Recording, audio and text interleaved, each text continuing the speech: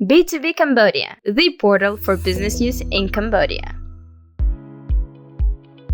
CamTech Summit 2024 was held on September 18th to 19th at the Center for Banking Studies in Phnom Penh. Jointly organized by the Cambodian Association of Finance and Technology, otherwise known as CAFT, and the National Bank of Cambodia, the 2024 CamTech Summit, now in its 5th edition, was held under the theme FinTech for All, Impact and Sustainability. A day ahead of the summit, a memorandum of understanding was also signed between CAFT and Huawei Technologies Cambodia on jointly implementing initiatives aimed at improving security standards within Cambodia's finance and technology sector. On the day of the summit's opening, the chairman of CAFT, Remy Pell, remarked on the significance of the summit's theme, while Her Excellency Dr. Chea Serey, Governor of the National Bank of Cambodia, delivered a speech emphasizing the central bank's commitment to fostering fintech adoption, innovation, and fair competition in Cambodia. Our theme this year is FinTech for All, Impact and Sustainability. Speaks to the core of what we hope to achieve in our dynamic industry today. As we embark on this conference, let us acknowledge the extraordinary potential FinTech holds. Technology is reshaping finance in ways we could only imagine a decade ago, from simplifying transactions to enhancing financial literacy and providing access to services previously out of reach. FinTech has become a powerful force for change. So far, we have embraced new technologies to modernize our payment systems. We have introduced several key initiatives, including the National Clearing System, fast payment, online banking, NBC platform, Cambodian Share Switch, and the innovative Bakong. These efforts aim to make payment services more accessible, particularly for individuals and businesses residing in rural areas, encouraging everyone to engage in digital financial transactions.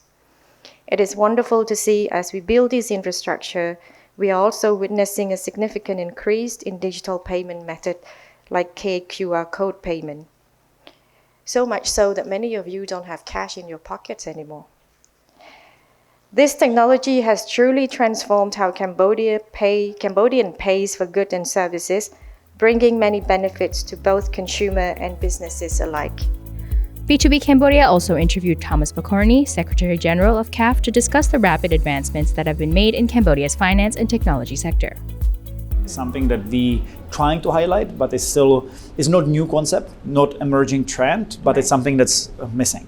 And that's proper open sharing infrastructure, which means data sharing concepts, so on and so forth, but also open banking concepts, because Cambodia is so much, as I was highlighting in one of the notes today, is driven by both formal economy and informal economy, especially in the digital commerce side, right? There's a lot of P2P transactions, a lot of customer to customer interactions, not just business to customer, but customer to customer.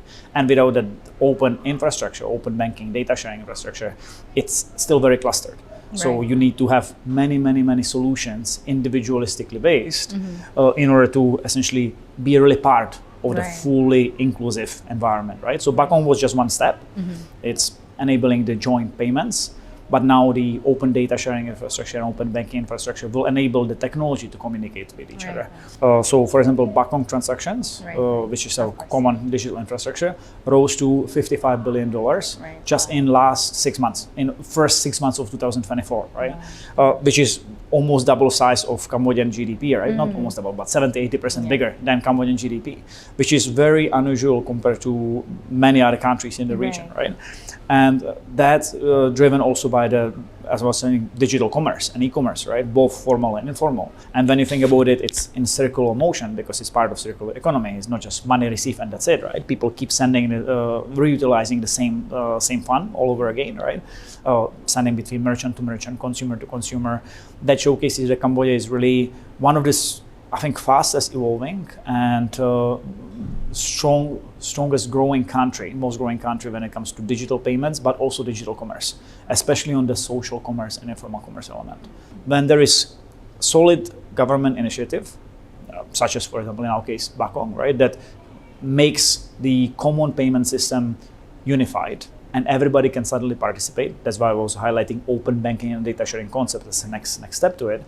That movement is much faster, right? So what other countries would take 10, 15 years, it essentially happened across 5 years, right, in Cambodia. It's really just recent half decade. It's not even decade. It's just five years. This rapid development. Look, I think that one of the advantages Cambodia has is really very proactive from the public sector, right? So complaining about some specifics is probably not even necessary. However, one thing that we talk about it and government talks about it, but is really not yet deployed, is cross-governmental sandbox. For now, it's NBC might have some, Ministry of Economy and Finance have some, Security Exchange Commission has other one, Ministry of Public, MPTC, right, has some, MISTI might have other one. Right.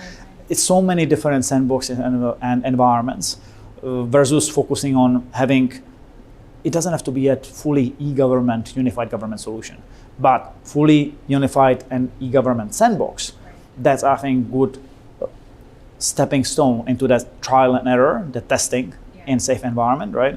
To prepare what will happen in 5-10 years from now, right? Because without that unified government, the e-government element, we will get, again, stuck because that data sharing or open infrastructure will need unified government regulatory frameworks then.